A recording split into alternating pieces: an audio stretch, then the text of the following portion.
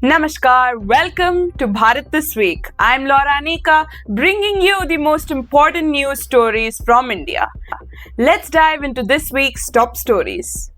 Dev Prakash Madhukar, the main accused in the Hathras stampede that claimed 121 lives, has surrendered to the UP police. Madhukar was the organizer of the satsang, where the tragic incident occurred. Radical Sikh preacher Amritpal Singh and Kashmiri leader Sheikh Abdul Rashid, both granted parole to take their oaths as Lok Sabha members, were sworn in on Friday amid heavy security. Rashid, known as Engineer Rashid, is in Tihar jail for a terror funding case, while Singh is imprisoned in Assam for offences under the National Security Act. In fact, this is the beauty of Indian democracy. In response to the collapse of 12 bridges in Bihar over 2 weeks, the state government has suspended 15 engineers and ordered the reconstruction of the bridges.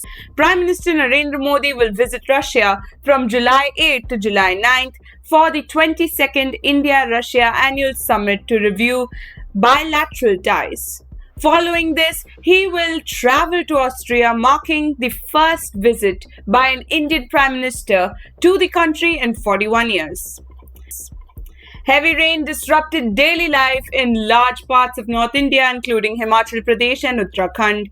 The flood situation in Assam remains grim, with nearly 24 lakh people affected, while the daily life was disrupted in the hill station of Uttarakhand as the rain triggered numerous landslides, blocking key roads, including the National Highway leading to Badrinath.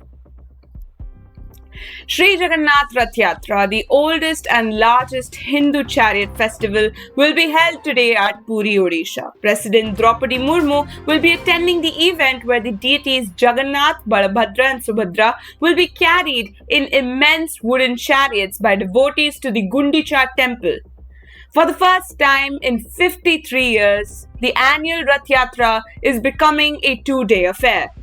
Officials are stating that elaborate preparations are in place to ensure the smooth conduct of the festival, which is typically a 1-day event. Due to certain celestial arrangements, the Rath Yatra is being extended to 2 days, a rare occurrence last seen in 1971. This year, the Rath Yatra and related rituals such as Navajoban Darshan and Netra Utsav are being conducted on a single day. These rituals are usually performed ahead of the Rath Yatra. That's it for today's episode of Bharat This Week. See you next time.